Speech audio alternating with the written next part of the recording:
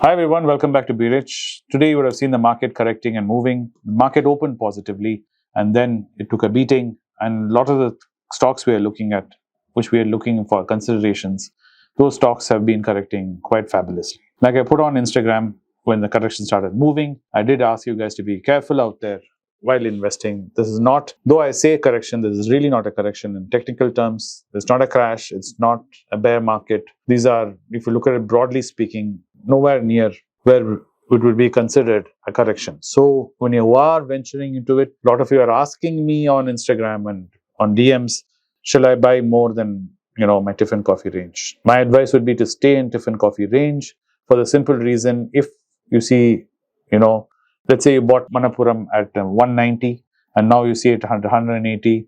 There will be two camps in this. One who will feel like, oh my God, what am I doing? I don't know what I'm doing. I'm losing money. That fear. Or two is a greed which will come in saying, oh my God, I spent so much, I've already lost. I should have waited and bought more today and then rush and buy some more today unnecessarily because they've already spent what they've allocated for the month. They would have dumped it on 190. Now they'll feel like no matter what, they should borrow and average their cost. So they'll put money which they really need in the short term into Manappuram at 180. And tomorrow or day after, it might even go to 170, 150.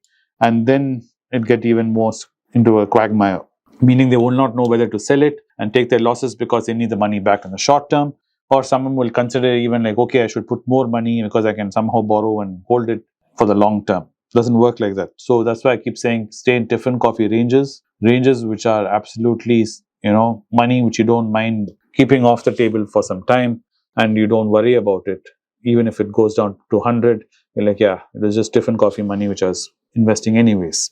I can't stress on this enough. A lot of you think I'm lecturing on this. I'm not lecturing because I've seen people struggle, overstretch themselves in a market when it's so volatile and then get caught in a maelstrom. So please be careful. The second thing is, a lot of you are wondering, why is this happening? Well, today's video is about why is this happening. There was an interesting article which came in Business Standard, which I read in the morning even before markets opened, which kind of made a lot of sense to me, which I thought I'll share with you to give you a broad stroke on what is happening. Those of you who are interested to know more about it, I strongly suggest you go read that Business Standard article. It's about the Indian market valuations against the Chinese market and how that is narrowing the premium on valuations. So right after COVID happened, when India opened ahead of China, and our country started getting back on its feet. The world started getting back on its feet. China was still going under a series of lockdowns, and they were going through a draconian measure. If you remember, we did many videos about this, even with Shashwat, talking about how these policies are not going to be good. It's going to be detrimental to their economy, and that did create a huge problem in China. And then their collapse in their real estate sectors and those big companies collapsing has been quite detrimental. And all their banks and their shadow banks have been in a lot of trouble. Now the government has come out giving stimulus. So there has been a huge gap in earnings per share. If you look between the Shanghai Composite and the Sensex Composite, and I'm sure Rupesh will put up the graphic on the screen so you can see. If you see from January 2006, where India and China were at the base of 100, and you see how we were growing, the Sensex has been always under China. We've not been performing as great as China, while the Chinese composite earnings was through the roof. And if let's say COVID had not happened and we extrapolate that graph, China should be well above us. But they weren't, they collapsed, and Sensex and the Chinese composite earnings are almost touching. They're near 300 and 350 basis, right? So that led to the FIIs dumping the Chinese stock. And the other side of the graph, you can see the PE also, how it's been diverging, and how Sensex is always below the Chinese, and we overtook them and we went on top. Simple reason, because their economy was under lockdown. At one point, the divergence was in 2021 September, it was at the record high of 124% difference.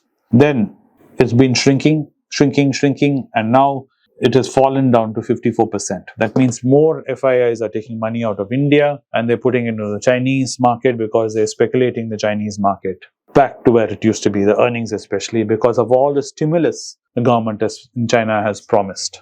I will do a detailed video with Shashwat on that. What are all the broad stroke government plans what they're going to implement, but none of it has actually come.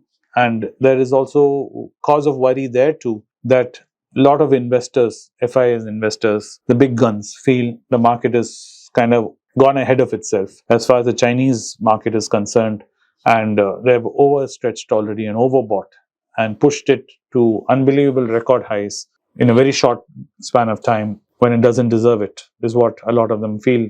They feel it's like something that's bound to collapse.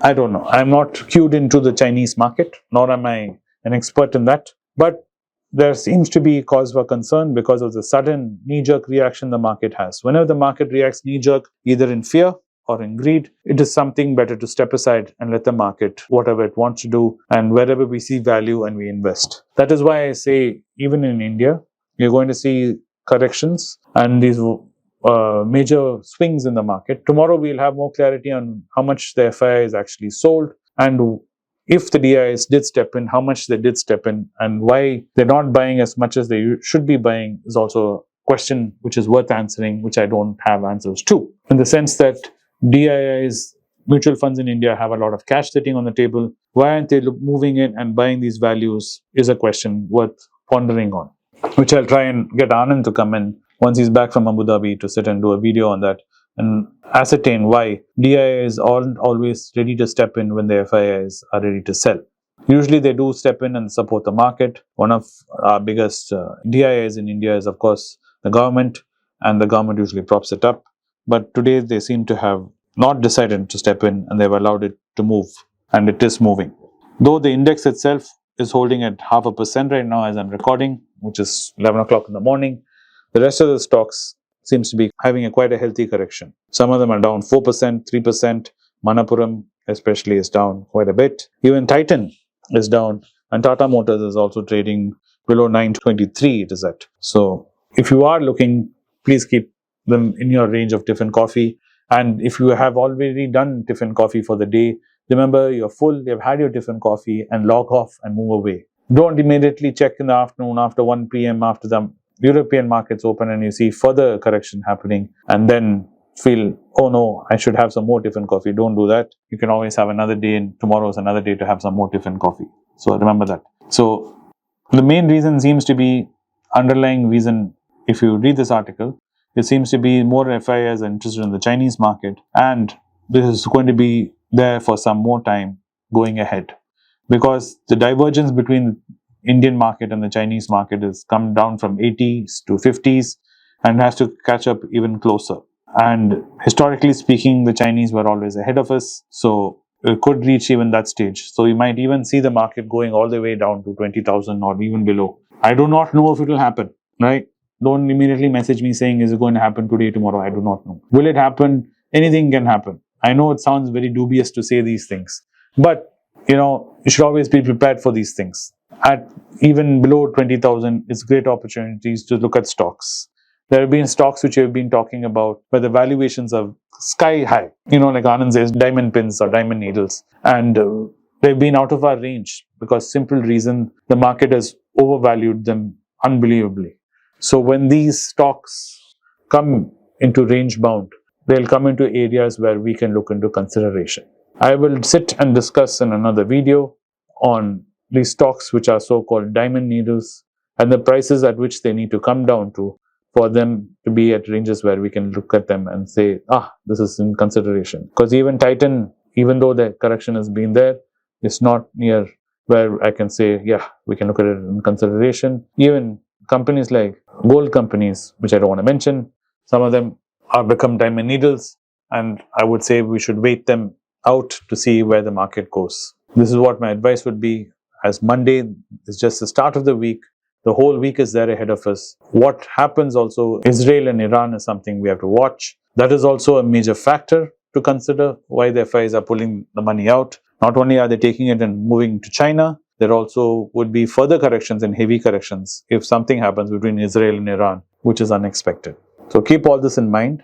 Be very careful when you are venturing out in this market and stay within ranges which you are comfortable with when it comes to risk. Thank you for watching the video today. Do like and share and do comment below. I'll try and answer your questions in the coming videos ahead. Again, Thank you for watching the video, and I'll see you in the next one soon. Bye. Hey guys, welcome back to Be Rich. Before we get into the video, I wanted to bring to your notice that my uncles Vinod Srinivasan, Anand Srinivasan and I have rolled out our Substack, which is basically a blog/newsletter where we're going to post our original research onto it, and we've analyzed macroeconomic trends. And a lot of you know my uncle Anand Srinivasan and I regularly write for The Hindu, and these articles are also going to be made available for you in the Substack. The link is moat investing.substack.com. You'll find it in the description and in the video right now. We hope you go check it out. We've put a lot of time and effort into it. And please give us comments and feedback on what you read. Thank you. It's a great privilege and honor that so many of you in thousands have subscribed to my channel and have supported me. I have written 2 books in English, The Alchemy of Money and Ordinary Stocks, Extraordinary Profits. These books are published by us and are ready. If you want to procure a copy, send us a message to the WhatsApp number given below and my team would respond to you.